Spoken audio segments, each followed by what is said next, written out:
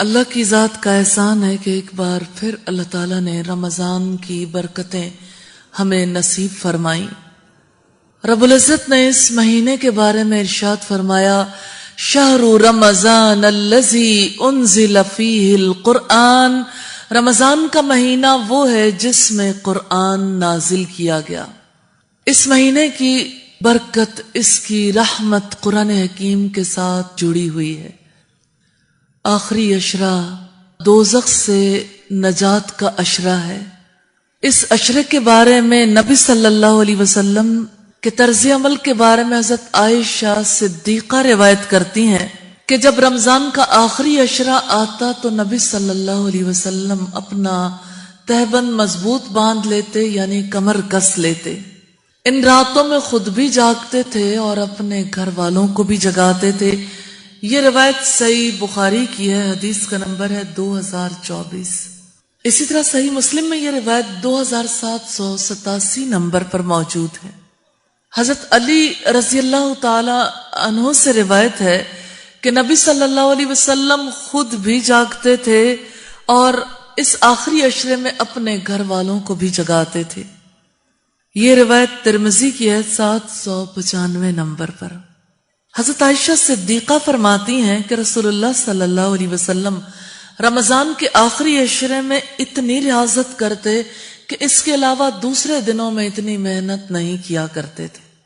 اس عشرے کی فضیلت نزول قرآن کی وجہ سے ہے۔ نبی صلی اللہ علیہ وسلم پر اللہ کا کلام، آخری کلام اسی عشرے میں نازل ہونا شروع ہوا۔ آسمان عزت سے آسمان دنیا پر آخری عشرے کی کوئی ایک طاق رات تھی جس میں قرآن حکیم نازل کر دیا گیا، پھر وہاں سے وقت اور حالات کی ضرورت کے مطابق تھوڑا تھوڑا نبی صلی اللہ علیہ وسلم پر یہ کلام نازل ہوتا رہا۔ اسی طرح سے اسی عشرے کے بارے میں رب العزت نے فرمایا، اس کی خاص رات کے بارے میں، اِنَّا أَنزَلْنَاهُ فِي لَيْلَةِ الْقَدْرِ، ہم نے اس کو قدر والی رات میں نازل کیا۔ وَمَا أَدْرَاكَ مَا لَيْلَةُ الْقَدْرِ، تم کیا جانو کہ لیلۃ القدر کیا ہے؟ لیلۃ القدر خیر من الف شہر، لیلۃ القدر 1000 مہینوں سے زیادہ بہتر ہے۔ اس عشرے کی خاص بات نزول قرآن ہے۔ حقیقت یہ ہے کہ رات کو فضیلت ملی اسی کلام پاک کی وجہ سے، عشرے کو فضیلت ملی اسی کلام کی وجہ سے، مہینے کو فضیلت ملی اسی کلام کی وجہ سے، اور رب العزت نے فرمایا فَبِذَلِكَ فَلْيَفْرَحُوا هُوَ خَيْرٌ مِّمَّا يَجْمَعُونَ، پھر اسی طرح سے چاہیے کہ وہ خوشیاں منائیں، وہ ان ساری چیزوں سے بہتر ہے جو وہ جمع کرتے ہیں، یعنی اللہ کا کلام دنیا کی ہر چیز سے زیادہ بہتر ہے۔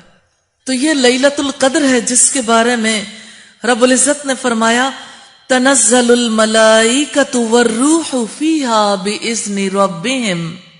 بإذن ربہم من کل امر سلام ہی حتی مطلع الفجر، فرشتے اور روح اس میں اپنے رب کی اجازت سے ہر حکم لے کر اترتے ہیں۔ یہ رات سراسر سلامتی ہے فجر کے طلوع ہونے تک۔ اس سلامتی والی رات کو نبی صلی اللہ علیہ وسلم نے فرمایا آخری عشرے کی طاق راتوں میں تلاش کرو۔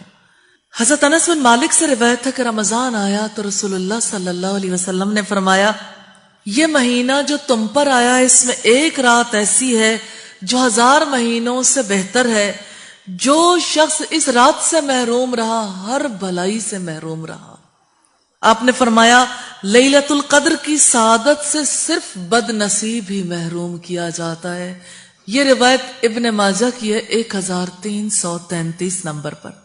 ایک اور حدیث میں یوں آیا ہے کہ لیلۃ القدر میں حضرت جبرائیل ملائکہ کی ایک جماعت کے ساتھ آتے ہیں اور اس شخص کے لیے جو کھڑے یا بیٹھے اللہ کا ذکر کر رہا ہو اس کے لیے دعائے رحمت کرتے ہیں۔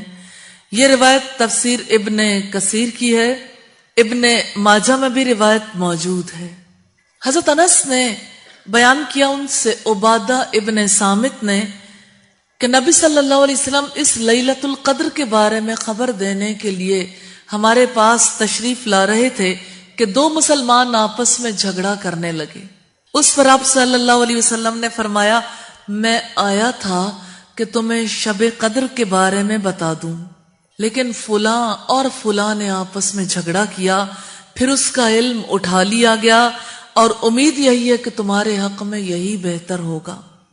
پھر اب تم اس کو تلاش کرو آخری عشرے کی 9 یا 7 یا 5 کی راتوں میں کیا کرو۔ صحیح بخاری کی روایت ہے 2023 نمبر پر۔ خاص بات جو رسول اللہ صلی اللہ علیہ وسلم کی نصیحتوں میں ہمیں ملتی ہے، شب قدر کو تلاش کرو، لیلۃ القدر کو تلاش کرو۔ حضرت عائشہ نے بیان کیا رسول اللہ صلی اللہ علیہ وسلم نے فرمایا، لیلۃ القدر کو تلاش کرو۔ اس کی تلاش کے لیے بہت سے افراد غلط فہمی میں مبتلا ہیں۔ مثلا کچھ لوگ اسے پانیوں میں تلاش کرتے ہیں کہ جب یہ دودھ بن جائے گا تو وہ لیلۃ القدر ہوگی۔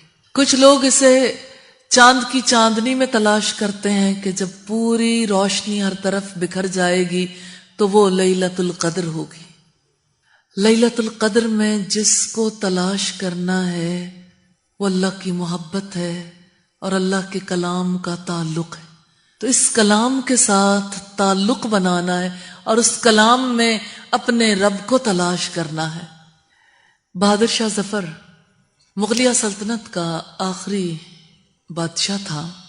اس کی بیٹی کے بارے میں کہا جاتا ہے کہ وہ بہت عمدہ شاعری کرتی تھی اور اس کا نام زیب النساء تھا۔ جس وقت زیب النساء شعر کہتی تھی تو اس کے شعر کو پسند کرنے والے بہت سے افراد یہ خواہش کرنے لگے کہ کاش شعر کہنے والی سے ملاقات ہو جائے۔ ایک بار اسی طرح سے کسی نے جب اس تمنا کا اظہار کیا تو زیب النساء نے یہ کہلوایا کہ میں اپنے کلام میں اسی طرح چھپی ہوئی ہوں جس طرح پھول میں خوشبو چھپی ہوئی ہوتی ہے۔